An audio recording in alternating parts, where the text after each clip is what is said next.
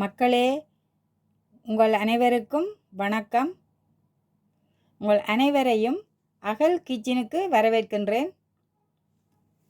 நான் இன்றைக்கு ஒரு பான் வச்சு ஒரு ரெசிபி ஒன்று செய்ய போகிறேன். அதை எப்படி செய்யலாம்னு சொல்லி நான் இப்போ காட்டுறேன். ஒரு ஈஸியான ரெசிபி தான், உடனே செய்யக்கூடியது. அதுக்கு நான் இதில் ஒரு வெங்காயம், ஒரு சின்ன வெங்காயம் எடுத்து வெட்டி வச்சுருக்கிறேன். இதில் ஒரு பச்சை மிளகாய் வெட்டி வச்சுக்கிறேன். இதில் 2 உள்ளி எடுத்து வச்சுக்கிறேன். இதில் கொத்தமல்லியை பொடி பொடியாக நறுக்கி வச்சுக்கிறேன். அதுக்கு முதல் ஒரு இந்த கிரைண்டரில் இந்த வெங்காயத்தையும் இந்த பச்சை மிளகாய் வெட்டி வச்ச இந்த 2 பச்சை மிளகாய், இந்த 2 உள்ளி, இதையும் போட்டு அப்படியே நைஸாக அரைச்சி எடுத்துக்கொண்டு வர போகிறேன். நான் இதை அரைச்சி போட்டு அடுத்த ஸ்டெப்பை நான் காட்டுறேன். வெங்காயம் பச்சை மிளகாய் அரைச்சி எடுத்துட்டேன். இப்போ இதில் ஒரு பவுல் ஒன்று எடுத்துருக்கிறேன். இங்கால 3 முட்டை எடுத்து வச்சுக்கிறேன். இந்த முட்டையை நான் இப்போ இதுக்கு அடித்து ஊற்ற போகிறேன்.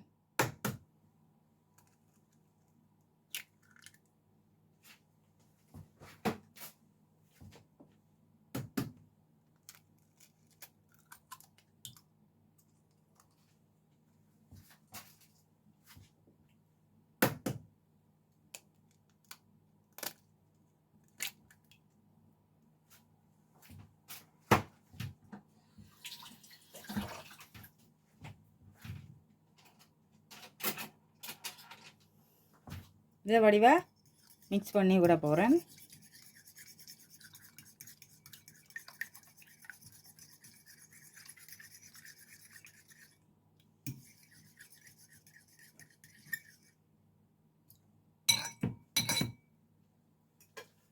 இப்போ நான் வெங்காயம், அந்த பச்சை மிளகாய், உள்ளி அரைச்சி எடுத்த கலவையை இதுக்குள்ளே ஊற்றுறேன்.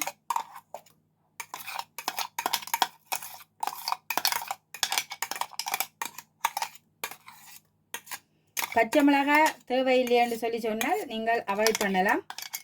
நான் ஒரு கொஞ்சம் உரைப்பாகவும் இருந்தால் டேஸ்டாக இருக்கும், அதுக்காகத்தான் நான் போட்டிருக்கிறேன் பச்சை மிளகாய்.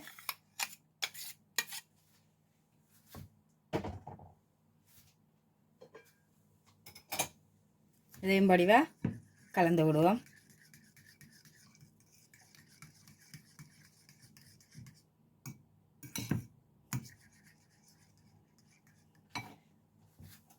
இதுக்கு தேவையான அளவு உப்பு சேர்க்கிறேன். நான் ஒரு இவ்வளவு உப்பு சேர்க்கிறேன்.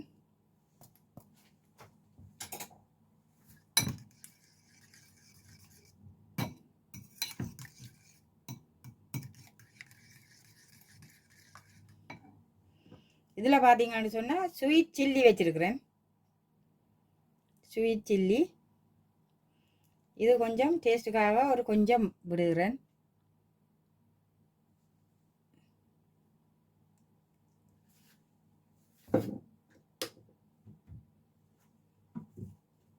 கொஞ்சமாக மஞ்சள் தூள் சேர்க்கிறேன்.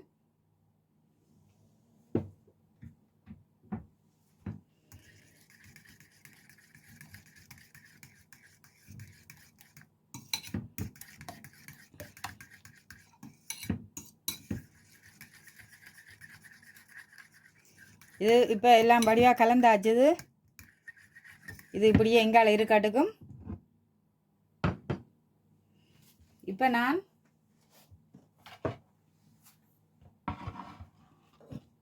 இதில் பார்த்தீங்கன்னா இப்படி வட்டம் வட்டமான இது பிரெட் எடுத்து வச்சுருக்கிறேன். இது எல்லா கடைகளிலும் ஈஸியாக கிடைக்கக்கூடியது. நான் இப்போ இதை 2ஆக வெட்ட போகிறேன்.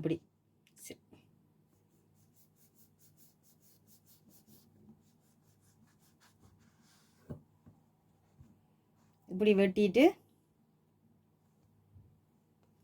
அதோட இப்படியும் 2ஆக வெட்ட போகிறேன். இப்படி எல்லாத்தையும் நான் வெட்டி எடுத்து போட்டு தான் அந்த ரெசிபி செய்ய போகிறேன். இதை நான் வெட்டி எடுத்துட்டு காட்டுறேன். இப்போ நான் பிரெட்டெல்லாம் வெட்டி எடுத்துட்டேன். இப்போ நான் இதுக்குள்ள இறுதியாக இந்த பொடி பொடியாக வெட்டி வச்சுருக்கிற கொத்தமல்லியை சேர்க்கிறேன்.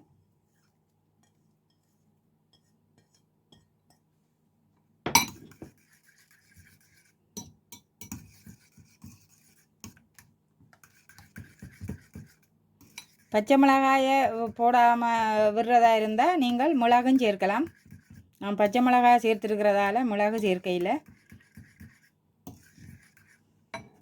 இது இப்படியே எடுத்து வச்சுட்டு நான் இப்படி வெட்டி வச்சுருக்கிறேன். இந்த ப்ரெட்டு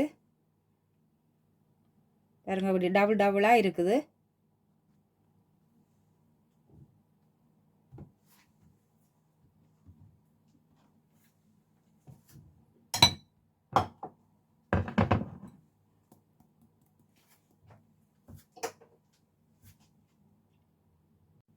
நான் இப்போ ஒரு பேன் ஒன்று அடுப்பில் வச்சுருக்கிறேன்.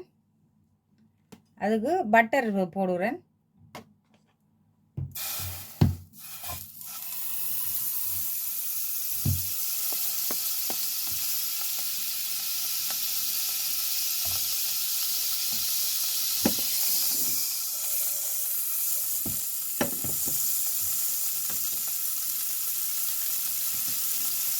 இந்த பட்டரில் இந்த வெட்டி வச்சிருக்கிற இந்த பானை பாருங்க, எப்படியே இந்த முட்டை தண்ணியில் இப்படியே சேர்த்துட்டு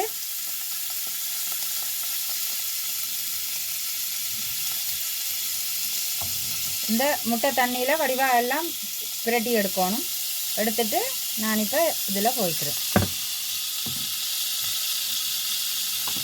அதே மாதிரி மற்றதையும் நான் அப்படியே இதில் எல்லாம் துவச்சி பிரட்டி எடுக்கிறேன். எடுத்து போட்டு அப்படியே டபுளாக நான் இதோட சேர்த்து அடுக்கி இதுக்குள்ள வைக்க போகிறேன்.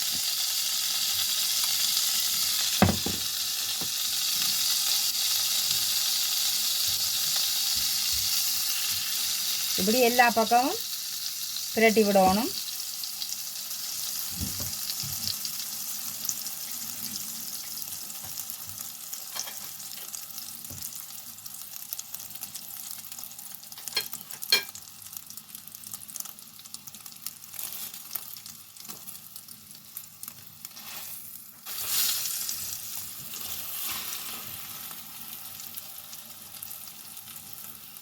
நான் கையால் பிரட்டி எடுக்கிறேன். ஆனால் நீங்கள் ஏதாவது ஒரு இப்படி ஃபோர்க்கு வச்சு அப்படி பிரட்டி விடலாம்.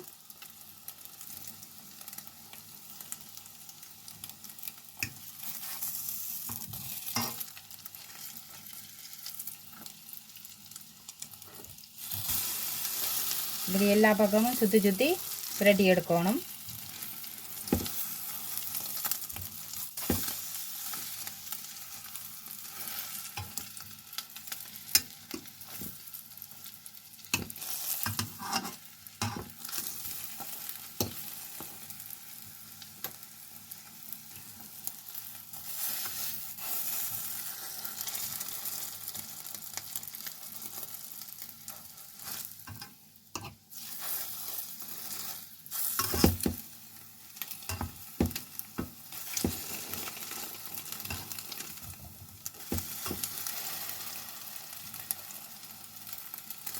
வெந்து இப்படி தூக்கி நிமித்தியும் இந்த சைட்டு இதுகளையும் ஒருக்கா போட்டு வேக வச்சு எடுத்தால் சரி. இப்படி ஒரு கொஞ்சம் நேரம் வச்சுருந்தாலே சரி.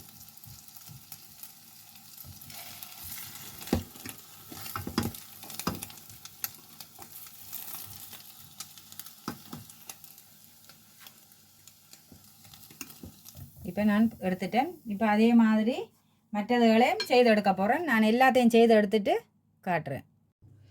இப்போ நான் எல்லாம் லேசாக பொரித்து எடுத்துட்டேன். நீங்கள் பட்டரில் பொரிக்காவிட்டால் வேறு எந்த எண்ணெயிலையாவதும் கொஞ்சமாக விட்டு பொரித்து எடுக்கலாம். இது பார்த்தீங்களன்னு சொன்னால் இப்படி ஒரு பானை வச்சு நீங்கள் ஈஸியாக செய்யக்கூடிய ஒரு ரெசிபி உண்டு. மற்ற பிள்ளைகளும் இப்படி டிஃப்ரெண்ட்டாக செய்து கொடுத்தா அவையும் விரும்பி சாப்பிடுவினம். என்னண்டே தெரியாமல் இருக்கும் அவைக்கு இது எண்ணத்தில் செய்ததாண்டு. இப்போ நான் இதில் ஒரு பீஸை வெட்டி பார்க்க போகிறேன், உள்ளுக்கு அப்படி இருக்குண்டு.